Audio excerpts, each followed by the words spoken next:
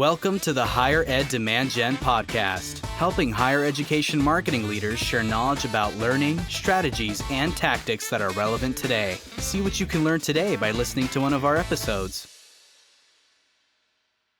Welcome to the Higher Ed Demand Gen podcast, hosted by Concept 3D. If you like our content, please follow and subscribe to us. As always, I am Shiro Hattori, your host. And I'm very excited to talk about a situation I'm sure a lot of folks in higher ed are feeling, in higher ed marketing specifically, which is how a one-person marketing leader works in higher ed. So for the topic, I'm very thrilled to speak with Valerie Kelly. She is the Senior Marketing Specialist at Sacramento State College of Business. Valerie, welcome to the show. Awesome. Thank you for having me. It's great to have you. I ask all my guests this as an icebreaker. Please tell me what you love about higher ed. Yeah, so that's a great question. I've technically been in higher ed a little bit under a year. I started off teaching digital marketing with an organization called 2U, where the cohort ran about 4 months. And then I started out at Sac State in August of 2024. So it's been nearly 7 months now, and it kind of just was kind of a stroke of fate, I want to say.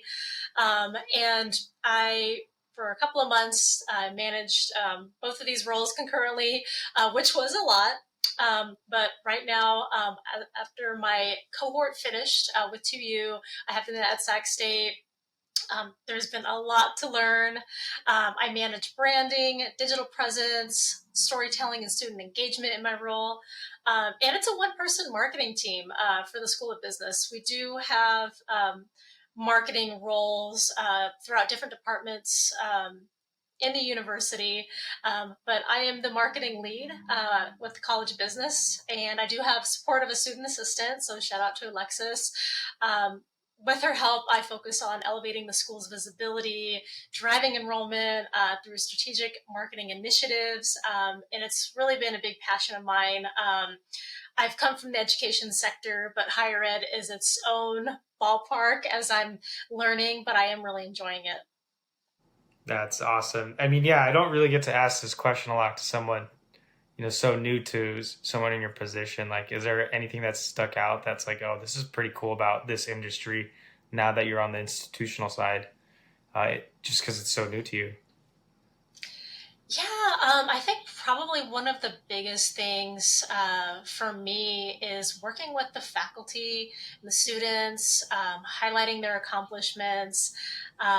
And one thing I have noticed, though, within the university system at CSU is that a lot of positions within the system are a one-stop shop.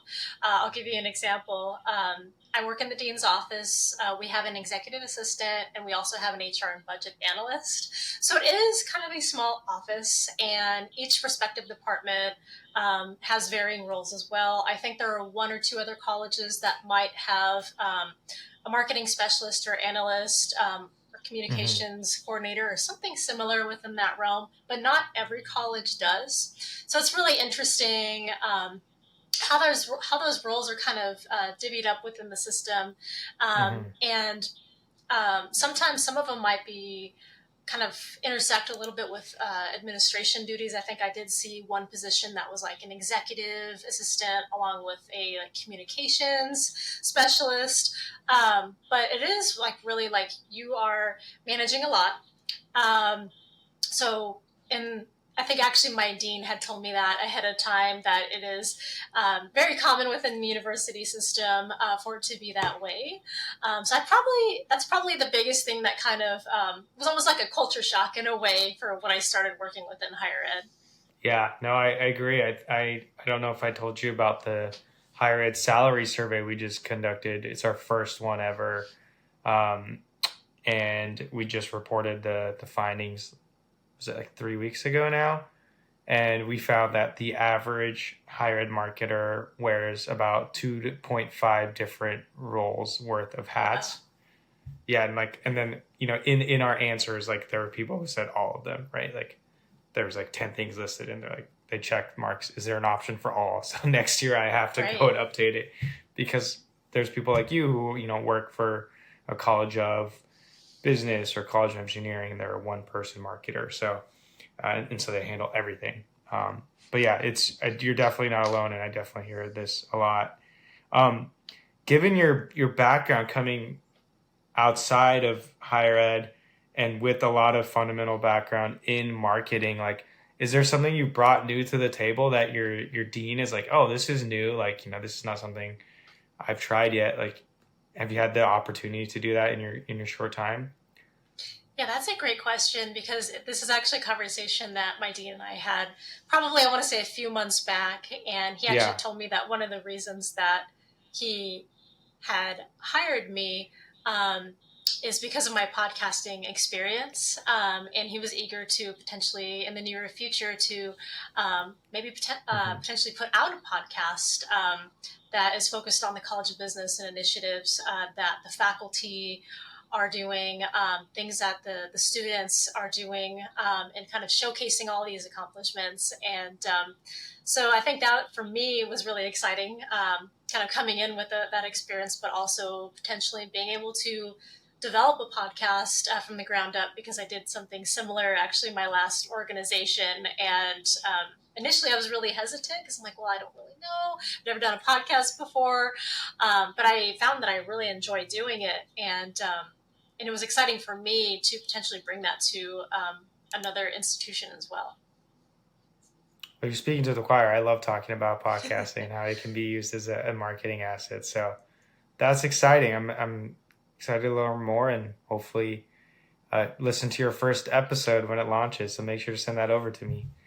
Absolutely. Well, let's talk about your journey so far, right? 6+ months so far. You already kind of captured and highlighted some of this, but what are some of your wins so far? So I think for me, it's been the power of storytelling. I've interviewed many students and faculty members, and it's different, kind of coming from the nonprofit world into the public sector within higher ed. And I feel like there's been a lot of sense of, like, I feel more, not satisfied, I want to say, but fulfilled. I feel like there's a lot more fulfillment in being able to highlight these stories directly from students, and especially like students who are, minority students, or students who've had difficult backgrounds, and learning about their stories, what brought them to campus, and what their journey has been, kind of coming into Sac State. And the same thing with our faculty, and learning about everything that they've done within the institution and the work that they're doing.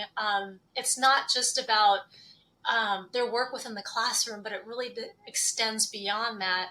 I recently interviewed someone who manages the Center for Small Business, where they partner with a variety of different industries, from the public, private, nonprofit sectors, that help students gain the experience that they need via projects. And a lot of these companies have actually hired out students from some of the things that I've learned recently. And we also have what's called the BHON program, or Business Honors Program. That's also been a really great one as well. Again, learning about where the students have come from, all the great work that they're doing. In our Business Analytics program as well, one of our faculty chairs, Min Lee, has been doing a lot of great work when it comes to AI. There was a championship that happened, I want to say late last year, where students had an opportunity to apply real life principles into this competition. And so they were group projects, and just kind of seeing all of the work that, even collaboratively, both the students and faculty are putting in to these different organizations on the campus, and seeing all of their hard work kind of come together outside of the classroom, I think has been really rewarding. I talked to one of our students, and she was tearful in a really good way, and just talking about how between her undergraduate degree and coming in for her master's, how she never thought she'd be able to come back and get her master's because there were some things in between, her personal things within her life that kind of got in the way. And she said that, she's nearing graduation. And it's just really those inspiring stories that have really been a highlight for me. And then also, no department I found operates alone. Again, we are a lot of one-stop shops, but I collaborate with our university print, who helps with design. Sometimes I also work with university communications or university marketing. And while I don't directly, let's say, work under our director of marketing communications, they have separate positions. Sometimes I'll seek their input on different blogs maybe that I'm doing. I had one of our directors actually consult me about some potential Google campaigns for the university because it was a new initiative that she was looking into. So I think there's a lot of really great camaraderie and just like really being able to help one another, even though like we are kind of like owning our own roles, right? But I think building these relationships has really been crucial for me. It's made my work more effective. And also a big thing for me is having a project management system in place, or project management mindset, which has really been critical in my position. I was previously a content specialist in my last role, and kind of taking on those broader roles within marketing and kind of managing those projects while simultaneously working with content, working with social media. So there's a lot of prioritization, planning, and execution that kind of comes in. So that's been something that I've been learning over these past several months. It's doing a lot of the similar type of work, but in a more of a project management type of role. Right. Yep. And I believe, that's in our pre-call that you mentioned. That was one thing that you learned, that like maybe I could have done this one sooner a little bit too. Right. And yeah, I mean, I feel the same way. I self-serve this podcast almost entirely, minus some editing, and you really have to manage like your schedule, and it's hard. Yeah, absolutely. Gotcha. That's great. You talked about some of your wins being, honestly, just like talking to the faculty and students around campus and hearing their stories. But from a marketing lens, how have you captured their stories? How have you distributed them, and what have the outcomes been like? Whether it's metrics or anecdotal. Yeah, it's a great question. So there are a variety of different avenues I've been working on. One of my biggest projects that I've been working on right now is the Business Futures publication. And right now it has been on hiatus for about 2 years because my position was vacant for a little bit of time. So I am relaunching that, and that's really exciting to be able to show everything that's happened within the past 2 years, all of the exciting initiatives. Can you tell us real quick about what that is, and what it aims to do within the School of Business or College of Business? Sorry. Yeah. So the Business Futures publication is a magazine that we have both in print and also in digital format. So it will live on our website once it's published. We do have some past editions on there as well. They're pretty old, but there are a couple that are on there. And then we'll print them. Once I put together all of the materials, we work with the University Print, who then prints out the magazine. And then we work with our Office of Alumni Relations, who will then help distribute those magazines, the digital magazines, for our alumni, prospective students as well. We'll probably also distribute it within our social media system as well, maybe through email campaigns. But we really want to showcase it to within our college as well. So our faculty, our staff, student assistants, and college as a whole. So it has been a bigger project that I have been working on. And then there is another one. That one was formerly called the Dean's Digest. And since I started in the role, we rebranded it to Biz Buzz to kind of give a little bit of flair, but also our dean was saying that he really wants this to be focused on the achievements within the college and not just to focus on the dean. And so this will showcase all of our achievements of our faculty and our staff as well. And this could be things, maybe awards that they've gotten or things that they've done, degrees maybe that they've gotten, certifications maybe some of our staff have gotten, a variety of different things. And this is for the College of Business as a whole. We are actually also working on a big campaign push with the Sacramento Business Journal. So we will have a hub for a few months that will house about 6 blogs. And each of these blogs are dedicated to a variety of our different programs. So we have an AI concentration that's coming this fall that we're showcasing. We're featuring our business analytics program, our Center for Small Business, and much, much more. So these have been kind of a labor of love for me these last few months. And I work directly with the faculty to put these articles together. I spent time interviewing them, and then we're collaboratively working on them. And then, of course, relaunching our social media channels, because those had also been stagnant for quite some time, too, prior to my onboarding. And although we used Facebook and Instagram previously, LinkedIn, although we had 10,000 followers, had never been utilized. Wow. So definitely a missed opportunity. And so that's kind of been a really great initiative for me as well. That's amazing. So it looks like you're relaunching some of the old, which was the Biz Buzz, which was previously the Dean's Digest, right? And is that a physical publication? Yes, that's a great question. This one is digital only. Okay, got it. Digital only. So that's like a newsletter. You're relaunching the magazine, which can be distributed probably now digitally as well, but mostly started out in print. But now you're looking to LinkedIn, and then you're working on some partnered advertising locally with the Sacramento area. Is that right? Yeah. And actually, Very cool. Thing I wanted to add is that actually prior to my onboarding the position, there was a lot more print marketing, advertising that was going on. And my dean really emphasized that we really kind of wanted to transition more over into digital. So I think that's one way the position has kind of changed and evolved with my onboarding. Right. Have those digital campaigns launched so far? Yeah, so we work with a variety of different vendors that will help us with Google Ads, social media advertising.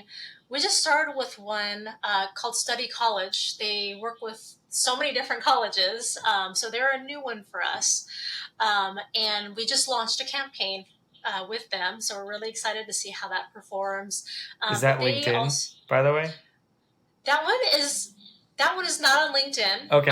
But they are doing advertisements through YouTube, Facebook, and Instagram, I believe. Cool. Sorry, didn't mean to cut you off. I was just curious. No worries. Any of those working well so far? Like early indicators? Like what are you looking at in terms of data? And the reason I ask is I'm trying to just, for our listeners, give advice on like how you look at data, how you look at programming that's successful like this early, and especially with your background coming from outside of higher ed, like I feel like we move a little faster. So I just wanted to see what your lens is on how you're seeing campaign performance. Yeah, it's a good question. So this particular one with Study College just launched a week ago, and I'm actually due to have a consultation call with them next week. And so we'll kind of figure out what those preliminary results look like. So more to come on that. But we also work with another one called McClatchy, very similar type of campaigns.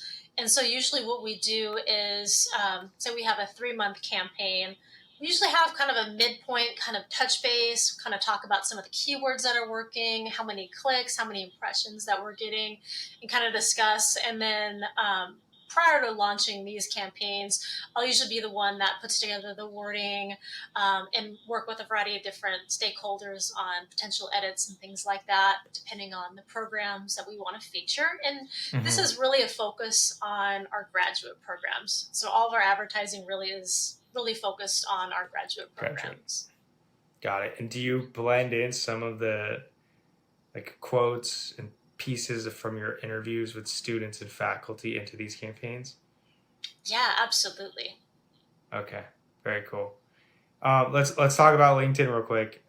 What is your plan or strategy for the LinkedIn play? You already have 10,000 followers. What do you plan on doing with that?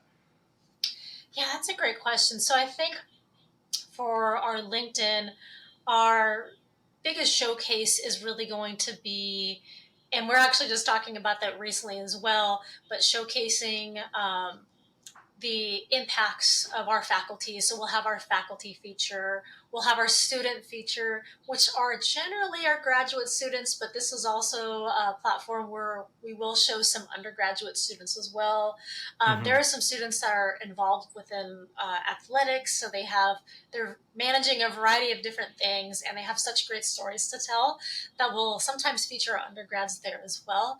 And then larger College of Business initiatives. We had a business pathways networking event yesterday. And we have another part of our college. It's called the Office of Student Engagement. So there are parts of the college that they'll maybe have some LinkedIn pages that post communications that are specifically for a student audience. Our channels are more geared towards the college as a whole. But there are different subsets, mostly on Instagram, but our LinkedIn will show content for the college as a whole, and any upcoming events, any guest speakers that we might have on the campus, different networking opportunities, career fairs. So it's really kind of a one-stop shop for really everything within the College of Business, positions that we're hiring for, and things like that. Got it. Okay. Yeah, so it's like it seems like a multi-use kind of approach with your company page. Got it. Are you planning to put any paid spend behind this at all? Not at the moment. Got it. So kind of utilizing your current follower base and seeing what you can do from that. Yeah. Super cool. Last thing I really wanted to touch on, I know you actually have some experience using AI right now with Outlier. And so I'm speaking to the right person, but like how do you envision AI being a bigger part of your team within marketing and your role, and then as an organization at a whole at Sacramento State?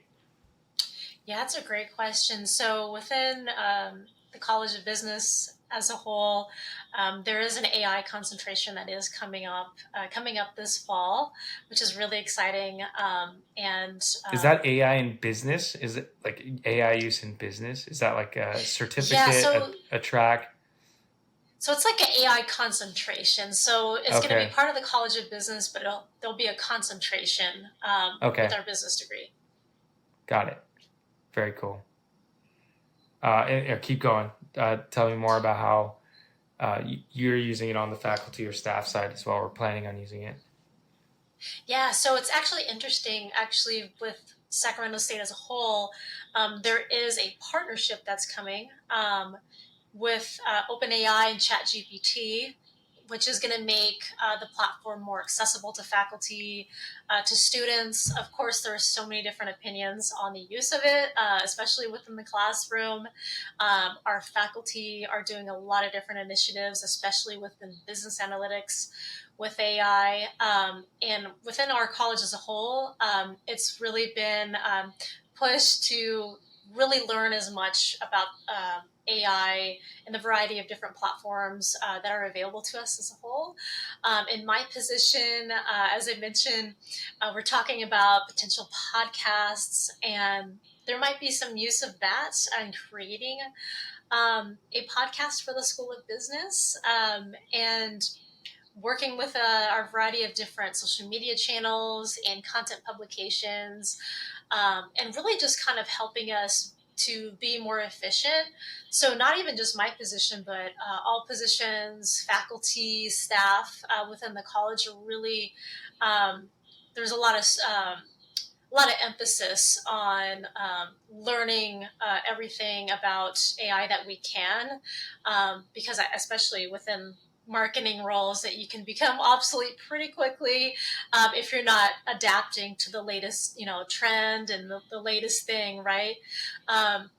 So I think specifically for the College of Business, I want to say for staff, it's really going to be about efficiency.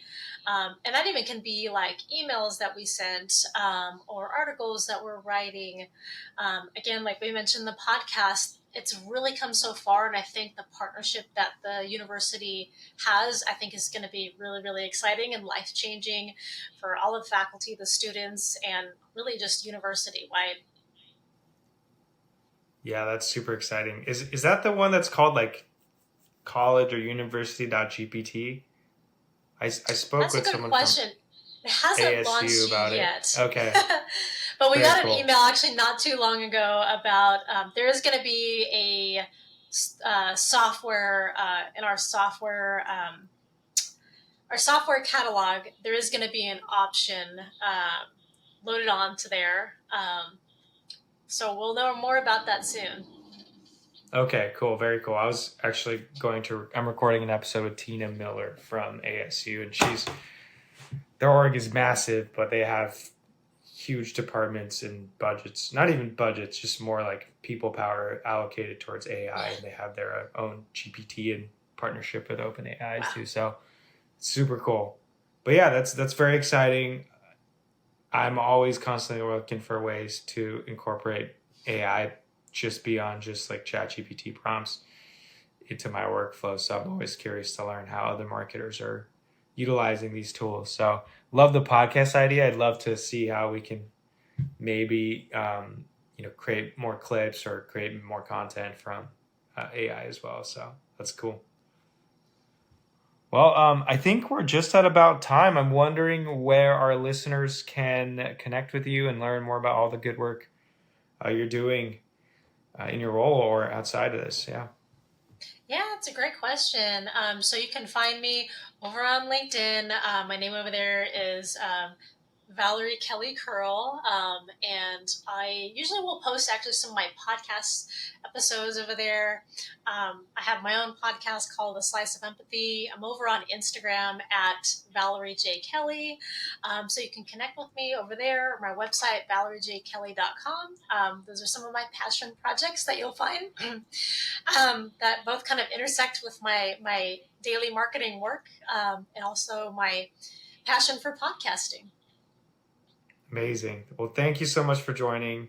It's been a pleasure having you, and I'm excited to hear all the results, maybe in like a year from now, once you fit into your boots a little bit more. Yeah, absolutely. It's been a pleasure.